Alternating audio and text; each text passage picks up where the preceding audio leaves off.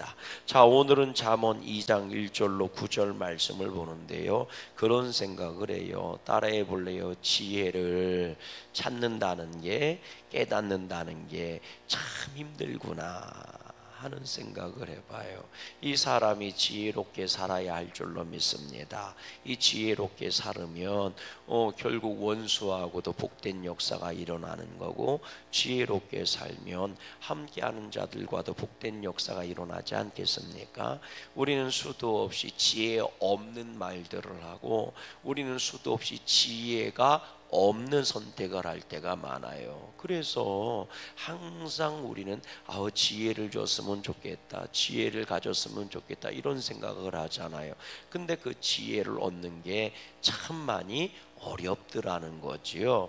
오늘 말씀에 보면 그 지혜를 얻기 위해서 어떻게 해야 되느냐, 이렇게 얘기해 주고 있는 거잖아요. 2장 1절 말씀을 한번 읽어봐요. 시작. 내 아들아, 네가 만일 나의 말을 뭐하며 받으며 나의 계명을 네게 뭐하며 간직하며. 그러니까 지혜를 얻으려면 내 아들아, 그랬으니까 부모가 하는 말이잖아요. 이 말을 뭐하며 받으며 받아들여야 된다는 얘기지요. 이름을 부를 때 강요가 하고 부르면 왜요? 이렇게 하는 게 아니고, 예, 부르셨어요, 이렇게 받을 준비가 되어야 된다는 거예요. 근데 요즘 사람들은 대부분 받을 준비가 되어 있지를 않아요.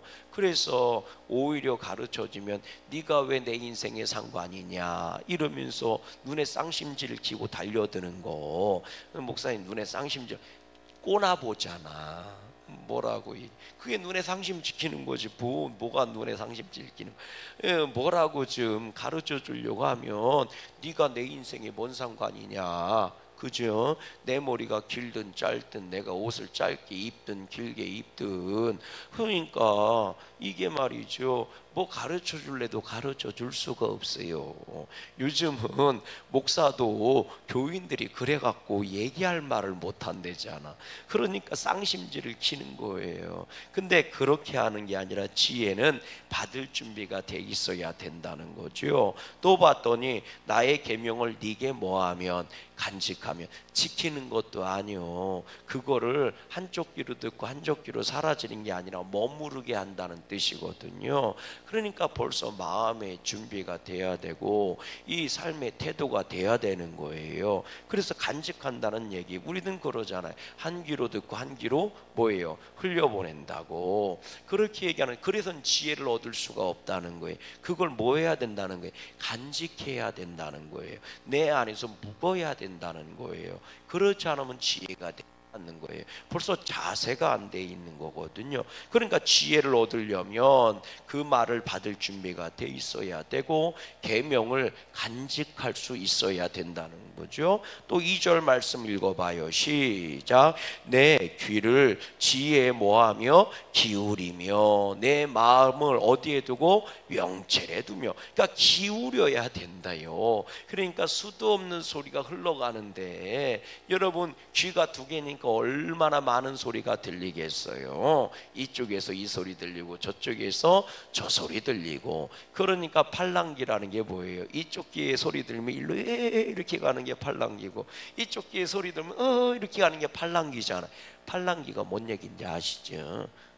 팔랑팔랑 거린다. 팔랑귀. 귀가 팔랑팔랑 거려요? 가만히 있어요. 제 친구들 보니까 귀를 움직이는 애들도 있더라고. 근데 난 아무리 연습해도 귀가 안 움직여져.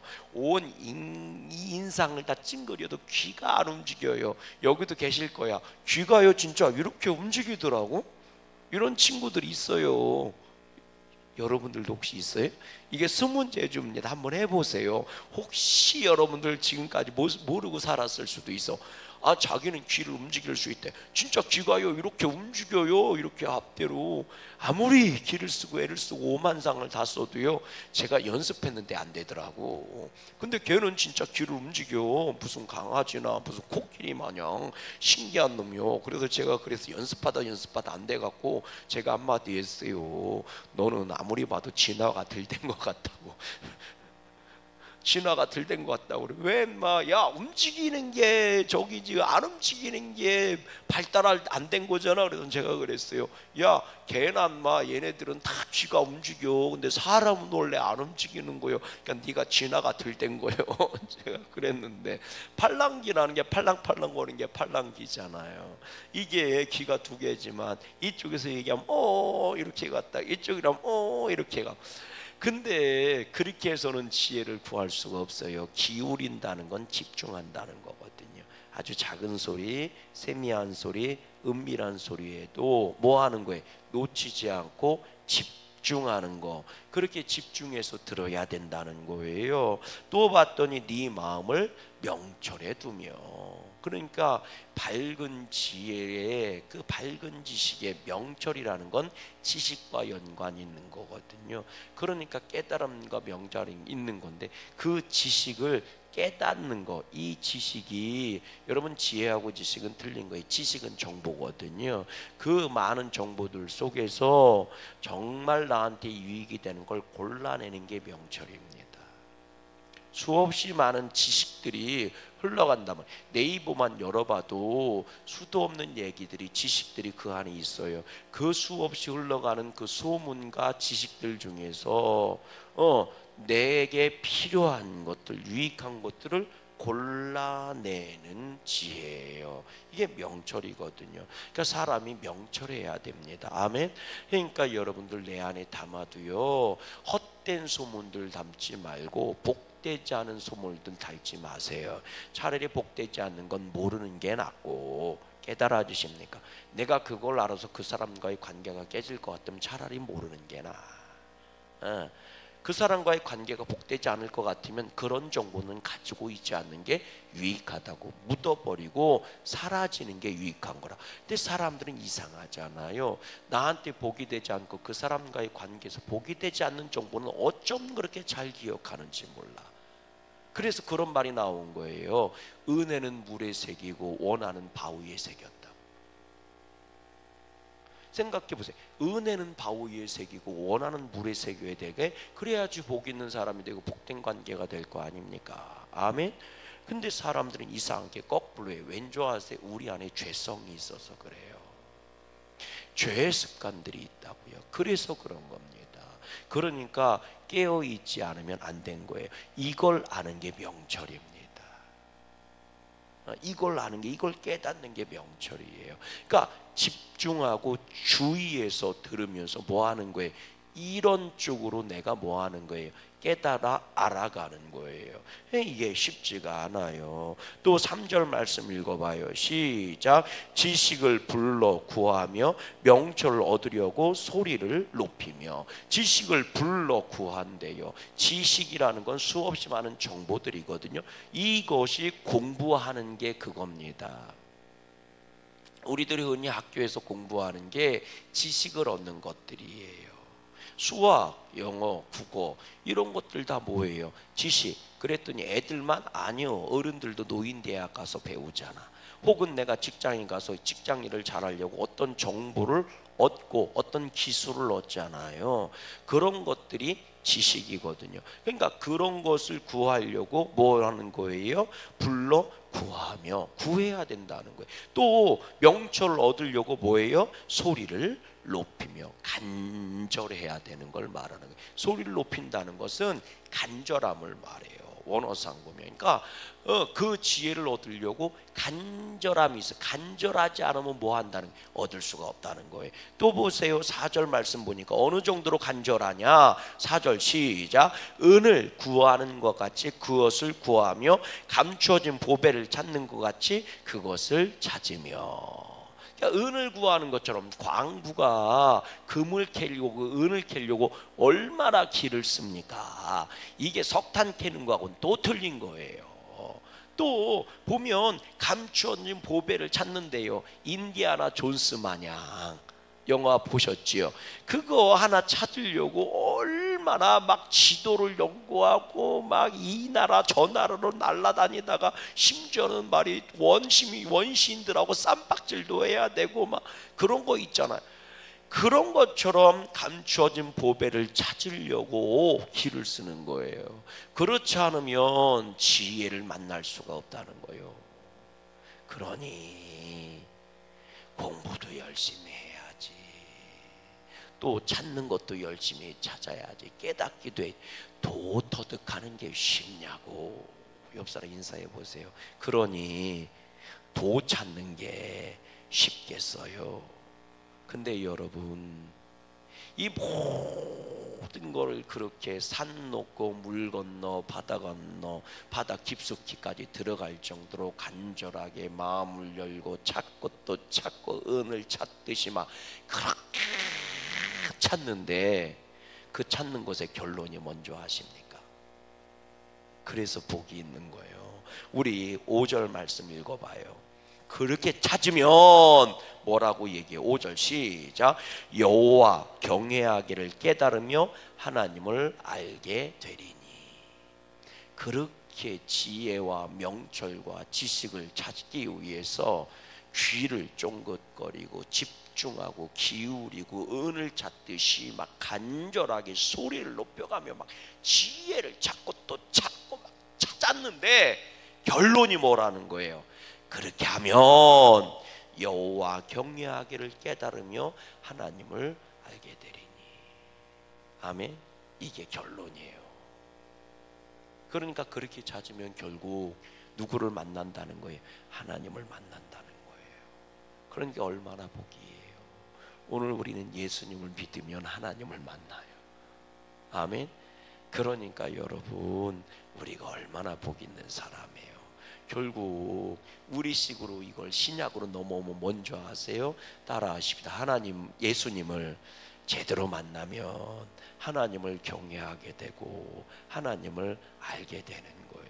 여기서 여호와 하나님을 알게 되리니 한다는 것은 경험한다는 뜻이에요. 하나님을 경험해서 알게 된다.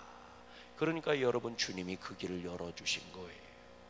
예배하는 자가 하나님을 만나며, 기도하는 자가 주님을 만나며, 아멘. 또 성령을 경험한 자가 하나님을 경외하게 되며 그 앞에 무릎 꿇으며. 그러니까 우리는 세상 지혜를 찾아 돌아다닐 것 없이 예수님 만나러 오는 게, 예수님 만나고 그 말씀을 듣고 그 말씀을 깨닫고 순종하는 게, 그게 모든 지혜의 뭐라는 거예요? 핵심이라는 거예요. 하나님을 알지 못하면 소용이 없어요. 백날 모든 것을 다 알아도 하나님을 만나지 못하면 소용이 없는 거예요. 여러분, 말씀은요, 지식이 아닙니다. 말씀은 여러분 지혜라고 얘기하는데 왜 말씀이 지혜인 줄 아십니까? 하나님을 만날 수 있기 때문인 거예요. 깨달아지십니까? 말씀을 백날 알아도 그 말씀을 통해 하나님의 음성을 듣지 못하고 하나님을 만나지 못한다면 말씀은 한갓 지식이 되어버리고 마는 겁니다.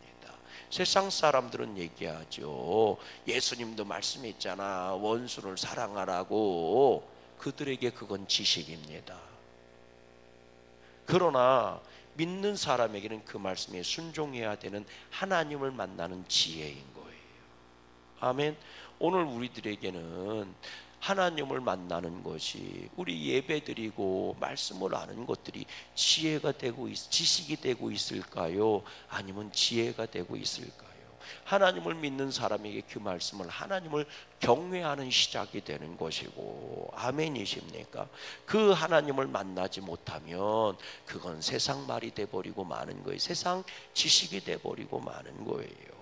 여러분, 그러면 왜 이렇게 지혜를 찾고 찾았는데 결국은 여호와를 경외하는 것을 깨닫고 이게 지혜라는 걸 알게 되고 하나님을 만나고 경험하게 되느냐? 우리 6절 말씀 읽어보세요. 6절 말씀 시작. 대저 여호와는 지혜를 주시며 지식과 명철을 그 입에 내심이요. 그랬어요. 또 7절 봐요. 시작. 그는 정직한 자를 위하여 완전한 지혜를 예비하시며 행실이 온전한 자에게 방패가 되신다. 그러니까 이쪽이든 저쪽이든 그쪽이든 찾아가는 거예요. 지혜를 막 계속 찾아가. 산 넘고 바다 건너 물 건너 심지어는 바다 깊은 곳까지 막 계속 여기는 여기서 찾아가고 여기선 여기서 찾아가는 거예요. 근데 결국 딱 만나는 곳이 어디냐? 하나님으로 만난다는 거예요. 왜 그러느냐? 하나님이 강도 흘려보내고 내도 흘려보내고 바다도 흘려보냈다는 거예요. 그러니까 바다에서 찾아도 결국 하나님을 만나게 되고 강에서 찾아도 결국 하나님을 만나는 거. 왜 그래요? 피를 막 흠뻑 젖으면서 지혜를 구해도 결국 하나님을 만난대. 왜? 피를 주심으로 누구라는 거예요? 하나님이라는 거예요. 그러니까 모든 지혜를 누가 주신다는 거예요? 하나님이 주세요. 그래서 지혜를 따라가면 누구를 만날 수밖에 없다는 거예요? 하나님을 만날 수밖에 없어요. 그러니까 공부를 아무리 많이 해도 하나님을 만나지 못하면 헛된 공부하는 거예요. 결국 인생을 승리하고 성공하려고 지혜를 구하는 것 아닙니까? 복을 받으려고 지혜를 구하는 거잖아요. 근데 복의 주관자가 누구세요? 하나님 아니십니까? 인생의 성공이 뭐예요? 이 땅에서 잘 먹고 잘 사는 게 인생의 성공이에요? 지옥 가면 소용없는 거예요. 구원받지 못하면 소용없는 거라고요. 아무리 이 세상에서 똑똑하다는 소리 듣고 살았어도 그 끝이 지옥이라면 소용이 없는 거예요. 이 얘기가 어디 나오는 거예요? 부자와 나사로 얘기 아닙니까? 부귀 권세 공명 다 누리며 살았지만 심지어는 겉옷만이 아니라 속옷조차도 금보다도 비싼 속옷을 입어가면서 살았지만 결국 눈 뜨면 지옥이잖아요. 근데 그 부자가 뭐라고 얘기합니까? 나사로 보내주셔서 내 형제들에게 이렇게 나처럼 살면 안 된다고 좀 알려주세요. 다 부질없는 소용없는 미련한 자의 짓이었다는 거잖아요. 결국은 세상 모든 지혜를 다 가지고 모든 지식을 다 가졌어도 하나님을 만나지 못하면 다 헛된 것에 불과한 거예요. 모든 지식과 진정한 구원의 역사가 복은요 다 하나님으로부터 나왔다는 거예요. 그러니 내가 강을 연구해도 하나님을 만날 수밖에 없고 바다를 연구해도 하나님을 만날 수밖에 없어요. 왜? 하나님이 다 주신 거니까. 인생의 진정한 성공을 고민하고 복을 고민하십니까? 하나님을 만날 수밖에 없다는 거예요. 왜? 하나님이 복을 주시는 분이니까. 결국 끝까지 걸어 올라가고 끝까지 올라가 보면 누굴 만나겠어요? 하나님 만나지 않겠습니까? 그러니까 모든 지혜를 간절히 찾고 찾으면 결국 하나님을 만나게 된다는 거예요. 근데 우리는 예수님 믿어서 하나님 만나니까 얼마나 복받은 사람이요. 그래서 우리는 가방끈이 짧아도 구원받을 수 있고, 우리는 가난하게 살아도 구원받을 수 있고, 우리는 이 세상의 모든 것들을 다 섭렵하지 못해도 하나님을 만날 수 있고, 그래서 공평하신 하나님인 거예요. 세상의 기준에 따르지 않고 예수라는 이름의 기준에 따라간단 말이에요. 근데 그 예수님은 누구든지 만나주시는 분이거든요. 누구든지 믿을 수 있는 분이거든요. 누구든지 오라 하시는 분이거든요. 여러분 말씀 읽어보세요. 우리 읽어봅니다. 우리 7절 말씀 읽어봐요. 시작. 그는 정직한 자를 위하여 완전한 지혜를 모하며 예비하시며 행실이 온전한 자에게 방패가 되시나니. 8절. 대저 그는 정의의 길을 보호하시며 그의 성도들의 길을 뭐하라? 보존하심이라. 하나님을 알고 그 하나님을 만나는 자들의 길을 주님이 지켜주셔서 결국 지혜자의 길을 걸어갈 수 있게 해주신다는 거예요. 그런데 여기에 조건이 하나가 있죠. 그게 뭔지 아십니까? 그게 순종인 거예요. 우리 9절 말씀 읽어봐요. 시작. 그런즉 네가 뭐와 공의와 정의와 정직 곧 모든 선한 길을 깨달을 것이라. 뭐라고 얘기해요? 공의, 정의, 같은 말 같지만 다른 말입니다. 공의는 공평한 의예요. 시대와 그리고 상황과 여건과 상관없이 언제든지 의로운 게 공의입니다. 다시 말씀드릴까요? 3,000년 전이나 1만 년 전이나 1만 년 후나 부한 나라든 가난한 나라든 상관없이 내 인생이 짧든 아프든 길든 건강하든 상관없이 누구에게나 어떤 시대나 어떤 지역이나 의로움이 변하지 않는 게 공의예요. 그리고 이 세상의 공의는 딱 하나밖에 없어요. 예수 그리스도 그분밖에 없습니다. 그건 절대적인 진리예요. 예수님을 믿어야 구원받는다는 것은 절대적인 진리예요. 변함이 없는 진리라고요. 그 외에는 의가 없다고요.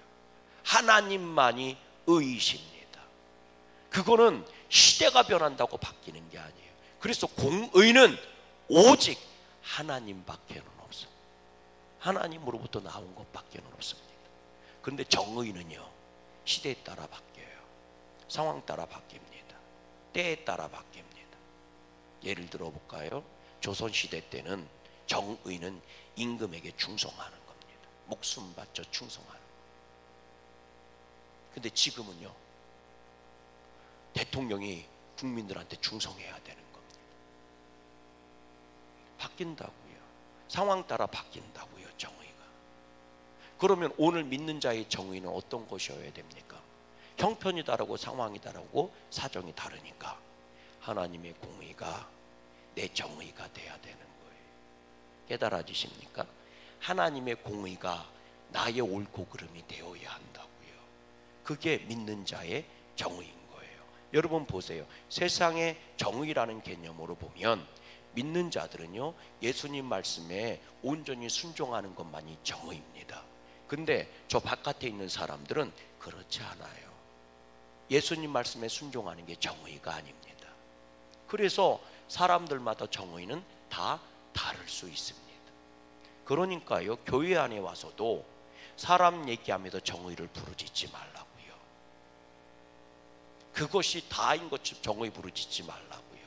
예를 들어서 정치판으로 들어가면 민주당원들은 민주당이 정의입니다. 그러나 국민의힘 당원들은 국민의힘이 정의인 거예요. 깨달아 주십니까? 그러니까 싸우는 거예요. 정의를 드러내고 내 말이 맞다고. 그래서 세상은 정의가 다릅니다. 사람마다, 시대마다, 상황마다, 국가마다 다른 거예요. 깨달아 주시죠? 그래서 교회에서는 정의를 부르짖으면 안 됩니다. 왜? 사람마다 다르니까. 이것이 정의입니다! 부르짖지 마세요. 사람마다 다른 거니까. 그런데 공의는 사람마다 똑같습니다. 깨달아지세요? 그래서 믿는 자의 정의는 하나님의 공의를 내 것으로 만든 게 정의입니다. 그래서 하나님만이 옳으십니다 라는 말을 하는 거예요. 말씀만이 옳습니다 라는 얘기를 하는 거예요. 그래서 말씀만을 따라가야 합니다. 성령님의 감동만을 따라가야 합니다. 이 얘기를 하는 거예요. 오늘 나의 정의는 뭘까요? 정말 하나님이 나에게 주신 것만이 정의일까요? 아니면 세상 것이 나한테 들어와 또 다른 정의를 만들고 있는 것일까요? 이 얘기가 1.1획도 보태거나 빼지 말라는 말씀입니다. 하나님의 말씀만이 정의가 돼야 하고 하나님의 말씀만이 공의라는 거예요. 그럼 정직이라는 건 뭘까? 내 안에 정의, 의로움이 생겼는데 이 의로움에 내가 부끄럽지 않게 생각하고 판단하고 사는 게 정직인 거예요. 근데 사람들은 내가 옳다고 믿으면서도 그대로 살지를 않아요. 내가 이것이 옳다고 얘기하면서도 그렇게 하지를 않아요. 왠지 아십니까? 예를 들어 볼까요? 부모한테 효해야 됩니다 라는 거는 세상 사람들이 다 아는 정의예요. 그런데 실제로 부모한테 효하고 사느냐? 그렇지 않아요. 너는 왜 부모한테 효하지 않냐? 그럼 얘기해요. 부모가 나한테 준 게 뭐 있다고 상처밖에 안 줬는데 무슨 효를 하냐? 이렇게 얘기합니다. 그러니까 정직하지 않은 거죠. 정직이란 내 안에 들어와 있는 의에 부끄럽지 않은 거예요. 주님은 말씀하세요. 공의도 네 안에 살아 있어야 되고 정의도 네 안에 살아 있어야 되고 정직도 네 안에 살아 있어야 하는 거다. 곧 모든 선한지를 깨닫는 것이라. 그것이 지혜다. 이걸 한마디로 얘기하면 하나님의 말씀에 순종으로 나아가 정직한 삶을 살아가세요. 그러면 하나님이 당신을 지켜주시고 보호해 주실 것입니다. 이걸 아는 게 지혜입니다 라고 얘기하는 거예요. 오늘 우리 양구감리교 성도님들이 다 지혜롭게 사는 복 있는 자들 되시기를 주님의 이름으로 간절히 소망합니다. 하늘에 계신